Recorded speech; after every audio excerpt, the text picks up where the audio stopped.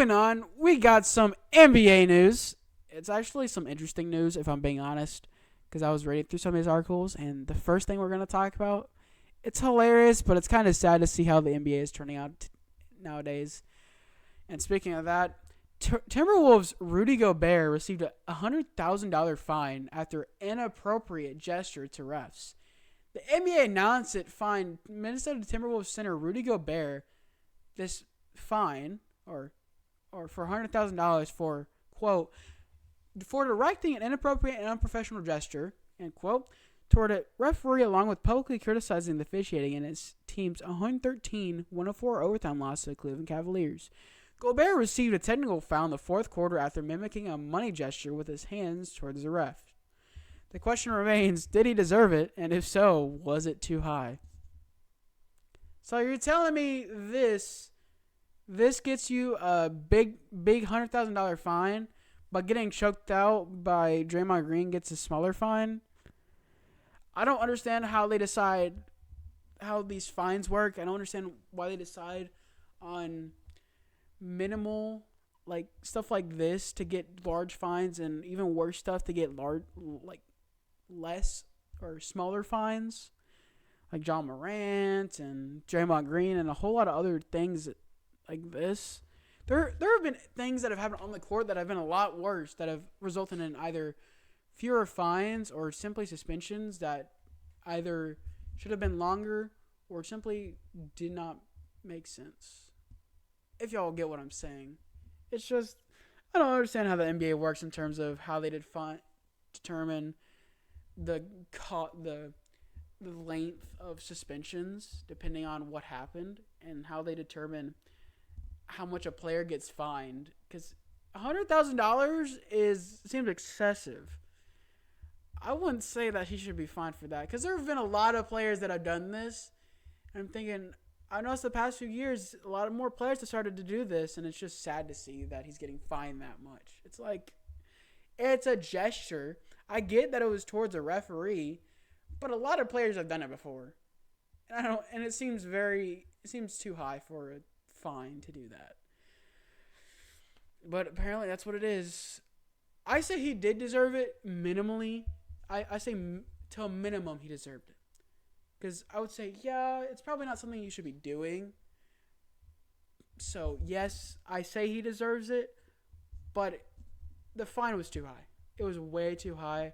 I say if you're going to fine him, at most it would have to be, I don't know, at most it would be maybe 10,000. Minimally 1,000.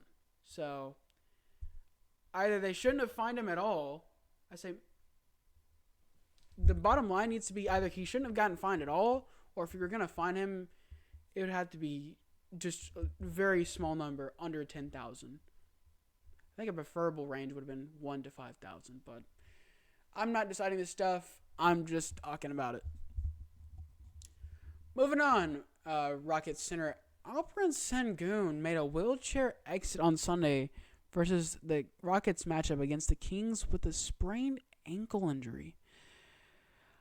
According to ESPN's Adrian Wojnarowski, Sengun suffered a, quote, severely sprained ankle and a bone bruise on his knee during Sunday's win over the Sacramento Kings, injury that looked much worse after he left the court on a wheelchair. Unfortunately, I did get to see this injury take place, and he landed on it very awkwardly, and I was like, ooh, that looked painful.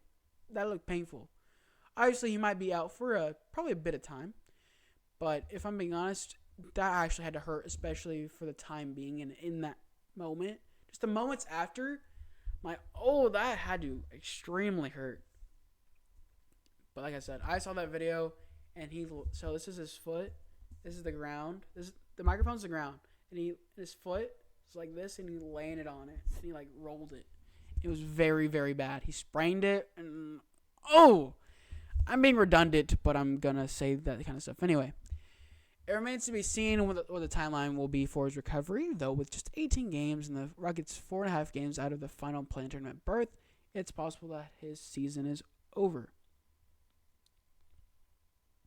Regardless, avoiding ligament damage in his knee is excellent news, preventing what could have been a far longer recovery timeline and one that may have extended in the 2024-25 season.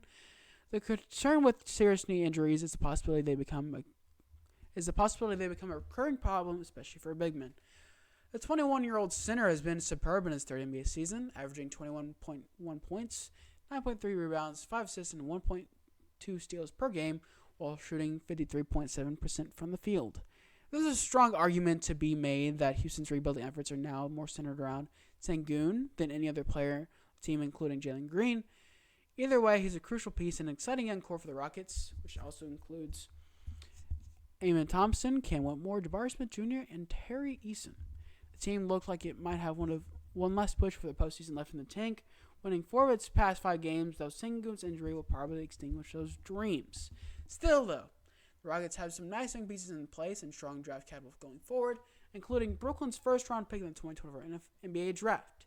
The team isn't at the same stage in its rebuild as a Western Conference leading Oklahoma City Thunder, but there's plenty of reason for optimism in Houston.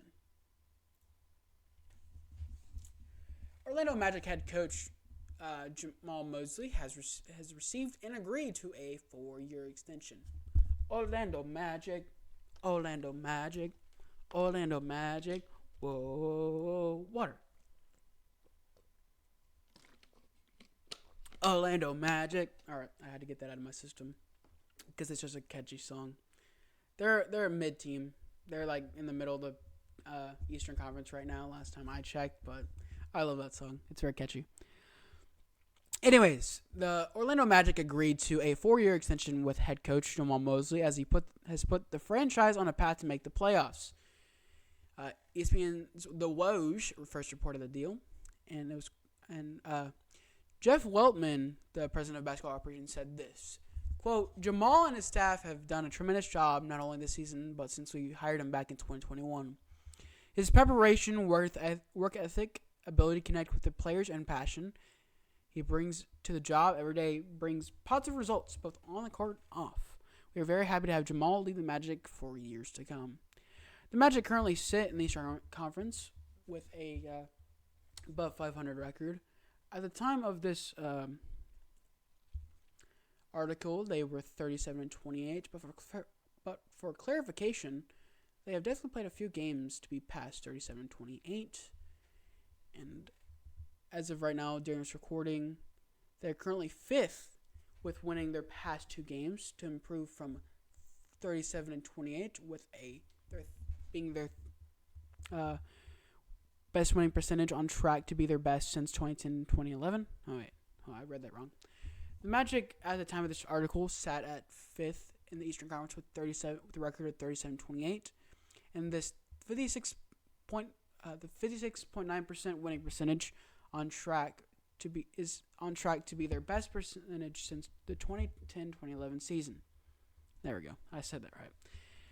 And as of right now, at the time of the recording, they still sit at 5th with a record of, instead of 37-28, they currently sit at a winning percentage of 58.2%, with adding 2 more wins being at 39-28.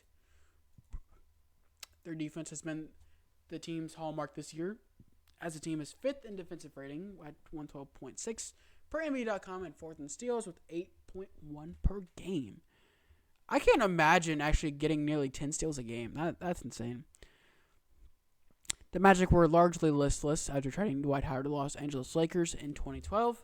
They went 6 straight years without making the postseason, and playoff trips in 2019-2020 yielded 2 combined victories and back-to-back first-round exits. When Mosley came aboard, Orlando had already hit the reset button yet again by trading with Aaron Gordon, Nikola Vucevic, and Evan Fournier. The 45-year-old has helped to oversee a steady turnaround, one powered by homegrown talent and younger players who have developed under his guidance. Paulo Banchero and Franz Wagner are both averaging 20-plus points per game, and Wendell Carter Jr. emerged as a good stretch big, filling the void Vucevic left in the front court, and Cole Anthony's 3-year, $39.1 million extension is evidence of how well he has slotted into the 6-man role. Mosley's impact is indisputable, and he was more than deserving of a new contract, and the Magic's prolonged futility before his arrival meant they couldn't take anything for granted regarding his future. Hats off and congratulations to head coach Orlando Magic, Mr. Jamal Mosley. When you look at the stats and you look at how well they're doing, especially being fifth in the West Eastern Conference as of right now, it's no surprise that with a coach like that, especially with their experience, you get a big 4-year extension. So, good for you, sir. Good for you. And to end our NBA segment of this episode, the NBA has sent out a memo which has a officiating focus among factors in scoring decline. In a meeting with the NBA's competition committee on Tuesday, the league office outlined an increased officiating focus on offensive players hunting out fouls and veering off pathways into the basket into defenders, and how those points of emphasis have impacted a decrease in league scoring, according to a memo shared with teams and obtained by ESPN on Friday. It's funny that it said offensive players hunting for fouls. That sounds like it's targeting, before they made a new rule change, that was 100% targeting Trae Young and James Harden, because that's the one thing they were known for doing, besides just being kind of hated on by a majority of the league. That's what they like to do. They like to foul hunt. And I noticed watching Mavericks games, Luka Doncic has done this a handful of times. It's funny when he does it. It's like, yeah, he got the points if it's an and one, but it's like, dude, don't like cheat your way to get points. Anyways, those officiating focuses that were outlined in January and February, point of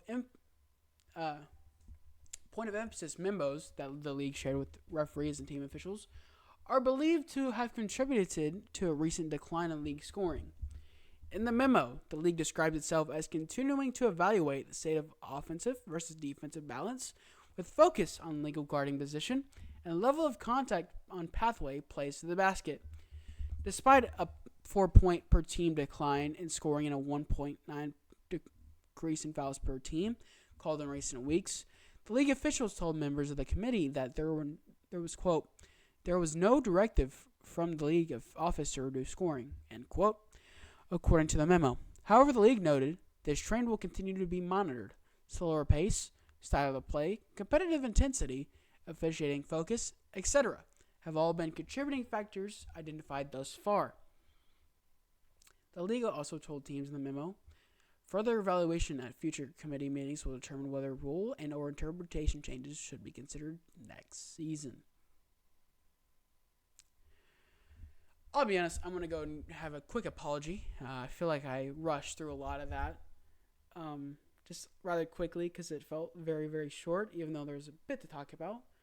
But to kind of summarize what we have talked about for the NBA segment, Rudy Gobert was fined $100,000 for making a money gesture to the refs, and it was called directing an inappropriate and unprofessional gesture.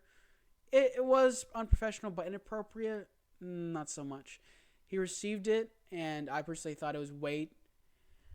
It makes sense because nowadays when you do a gesture towards referees or something along those lines, you will get fined. So, yeah, it makes sense for him to get fined, but for it to be $100,000 compared to something as simple as maybe $1,000 or $10,000, which it's still $10,000 is still a little high, but probably $1,000, maybe $5,000 compared to $100,000 is a much better fine in my opinion. But I don't determine these things. I just talk about them. And Alperen Sengun is potentially going to be out for the rest of the season, with making a wheelchair exit on Sunday versus the Rockets matchup or their win against the Kings, as he had a severely sprained ankle and a bone bruise on his knee, and he ended up leaving in a wheelchair. And I saw it. He landed on his foot. He sprained it, and it looked real bad and very uncomfortable. I thought Domantas Sabonis had something to do with it, but I looked back at the replay, and he just landed on his own after trying to make the play.